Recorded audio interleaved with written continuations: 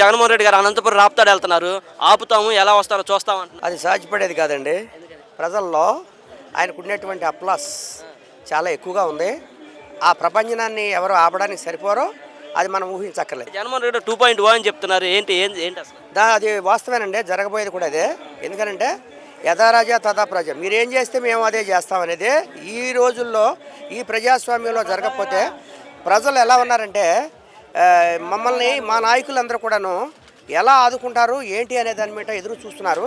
ఇప్పుడున్నటువంటి ప్రస్తుతం ఈ కూటమి ప్రభుత్వంలో ఈ పరిస్థితి చూస్తే వాళ్ళు పెట్టేటువంటి ఇబ్బందులు కానీ వాళ్ళ యొక్క దుష్ట పరిపాలనని కౌంటర్ ఇవ్వాలనేటువంటి దాని మీదే చూస్తున్నారు. కాబట్టి మా నాయకుడు ఆ నిర్ణయం తీసుకోవడం మీరు భయపడట్లేదా రెడ్ బుక్కి? అదే సమస్య లేదండి. రెడ్ బుక్ ఏం చేస్తుందండి? రెడ్ బుక్ చేసేది ఏంటి చెప్పండి? సమస్య లేదు, దానిలో మీరు అట్లా ఊహించుకోకర్లేదు. రెడ్ బుక్ అని ఏదో ఉడతూపులకి చింతకాయలు రాలుతాయని అనుకోవడం అండి, అది మీరు ఊహించక్కర్లేదు. Sorry for that. అధికారం లేరు కదా మీరు, ఎంత ధైర్యం ఎందుకు? అసలు అధికారం అనేది ఆటోమేటిక్గా వస్తుంది సార్. ఆత్మస్థైర్యమే అధికారం, మీరు అది గుర్తుపెట్టుకోండి. ఇవాళ సూపర్ 6 అని ఆ పథకాలని కనీసం అమలు చేయకుండా ఉంటే ప్రజలు వెర్రివాళ్ళ చూసుకుంటూ కూర్చునేది కాదు. కానీ అని వాళ్ళేదో జనాన్ని పక్కదో పట్టించడం కోసం వాళ్ళ రెడ్ బుక్ అని జడిపించి లేకపోతే ప్రజల్ని భయభ్రాంతులను చేసి వాళ్ళని ఆ విధంగా పరిపాలించడం అనేది ప్రజాస్వామ్యంలో సాధ్యపడేది కాదు.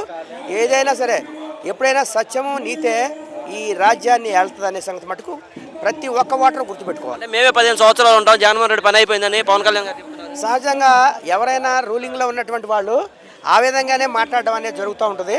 కానీ మీరు ఇచ్చినటువంటి వాగ్దానాల్ని మీరు ఎలా నెరవేర్చారు అనే దాన్ని ఒకసారి మీరు ఇంట్రాస్పెక్ట్ చేసుకుంటే మీరు ఉంటారా లేదా అనేది మీ అంతరాత్మ అడగని చెప్పు. మళ్ళీ మీరు అధికారంలోకి వస్తా అన్నారు, మీరు వస్తే ఏం చేస్తారు?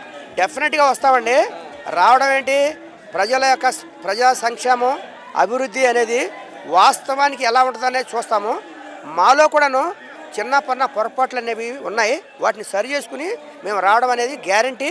ఈసారి ఆ పొరపాట్లు రాకుండా చూసుకుంటాము. ప్రజలతోనే ఉంటాము, కార్యకర్తలతోనే ఉంటాము, మా నాయకుడు కూడాను మాతోనే ఉంటారు. డెఫినెట్గా మీరు ఆ మంచి రాజ్యాన్ని ఆ పరిపాలన మీరు చూస్తారు.